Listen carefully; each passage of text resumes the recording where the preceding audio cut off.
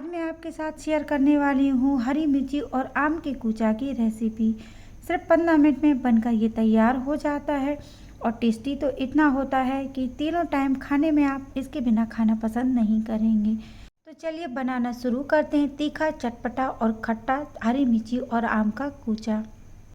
हरी मिर्ची और आम का कूचा बनाने के लिए मैंने आधा किलो कच्ची कैरी ले ली है और 400 ग्राम हरी मिर्ची ली है।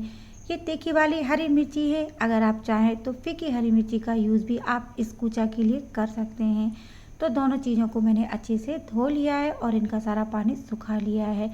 अब आम को हमें बिना छिलका निकाले बड़े बड़े टुकड़ों में काट लेना है। छोटे छोटे टुकड़े हमें इसके नहीं करने हैं क्योंकि हमें इसे चॉपर में चॉप करना है, तो हमें इसके छोटे टुकड़े करने की ज़रूरत नहीं है। कोशिश करें कि इस रेसिपी के लिए आप खट्टी वाली कैरी लें क्योंकि खट्टी कैरी से ये कूचा बहुत ही ज़्यादा टेस्टी बनता है।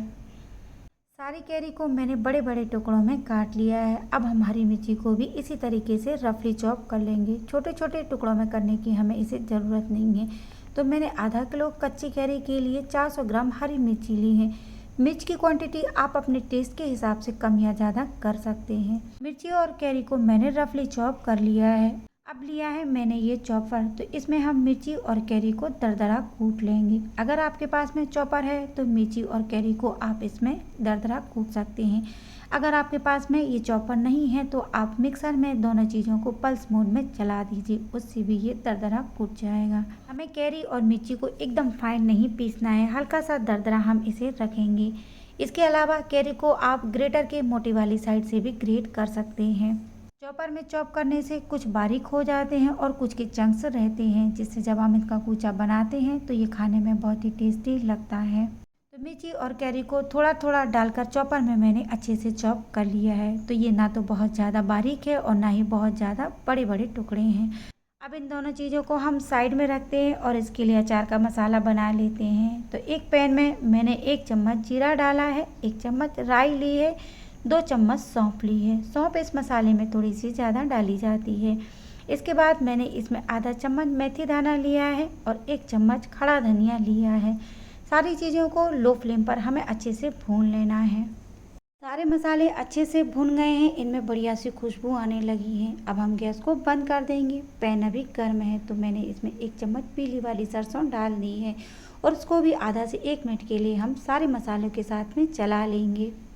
पीली वाली सरसों को भुना नहीं जाता है, इसीलिए मैंने इसको मसालों के साथ में नहीं डाला है, बाद में डाला है। तो मसाले अभी गर्म हैं तो मसालों को मैंने एक प्लेट में निकाल दिया है और इनको फैला दिया है। जब ये मसाले ठंडे हो जाएंगे तब हम इनको पीस लेंगे। पैन अभी गर्म है तो मैंने इसमें 1 कप सरसों का तेल डाल दिया है। इस तेल को हमें धुआं आने तक अच्छे से गर्म कर लेना है। तो ये तेल अच्छे से गर्म हो गया है तो अब हम गैस को बंद कर देंगे और इसको ठंडा होने देंगे। तेल अभी पूरी तरीके से ठंडा नहीं हुआ है, हल्का सा गुनगुना है। तो मैंने इसमें आधा चम्मच हींग डाल दी है और 1.5 चम्मच काश्मीरी लाल मिर्ची का पाउडर डाल दिया है। दोनों चीज़ों को हल्का सा हम मिक्स कर लेंगे। अचार के मसाले अभी ठंडे हो गए हैं तो इसको मैंने एक ग्राइंडिंग जार में डाल दिया है। तो इनको हमें पीस लेना है, लेकिन हमें इन्हें बहुत ज़्यादा बारीक नहीं पीसना है, हल्का सा हम इन्हें दरदरा रखेंगे क्योंकि अचार के मसाले जब हल्के से दरदरे रहते हैं तभी अचार का टेस्ट बहुत ही बढ़िया आता है। तो ये देखिए अचार के मसाले को मैंने पीस लिया है और ये हल्का सा दरदरा ही मैंने पीसा है। अब इस मसाले को हमने जो कैरी और मिर्ची को कूट के रखा था उसमें मैंने डाल दिया है। मसाले को आप अपने टेस्ट से कम या ज़्यादा रख सकते हैं, लेकिन जितना मसाला हमने बनाया है उतना मसाला इस हरी मिर्ची और आम के कूचा के लिए परफेक्ट है। तो सारा मसाला मैंने इसमें डाल दिया है। अब मैंने इसमें 1 चम्मच हल्दी पाउडर डाला है और 3 चम्मच नमक डाल दिया है। अगर अचार में नमक थोड़ा सा ज़्यादा रहता है तो अचार लंबे समय तक चलता है और ख़राब नहीं होता है। अब मैंने इसमें सरसों के तेल को डाल दिया है जिसमें हमने हींग और काश्मीरी लाल मिर्ची के पाउडर को डाला था।